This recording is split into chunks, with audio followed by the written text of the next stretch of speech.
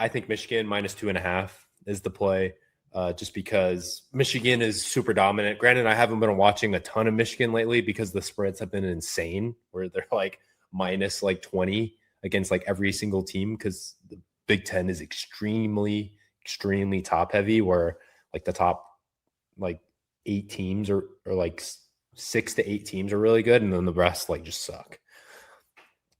So they're playing at Mackey. Like, it's one of the hardest places to play. The only thing is, I think this Michigan team finishes games unlike Purdue. Purdue, if they put themselves kind of like in a big buffer with a ton of points, for example, they had an overtime game against Nebraska, which I actually bet Nebraska. It was in Pinnacle Bank Arena in Nebraska, in Lincoln.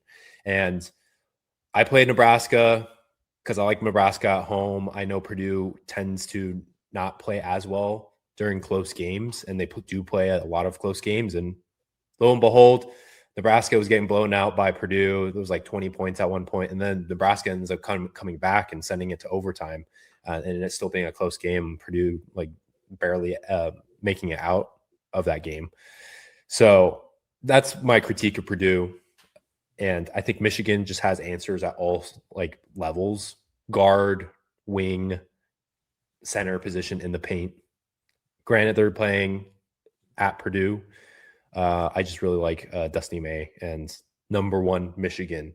When you get #1 Michigan, who's only lost one game all year, which was a weird fluke game against Wisconsin, at -2.5, it's hard not to take them, you know.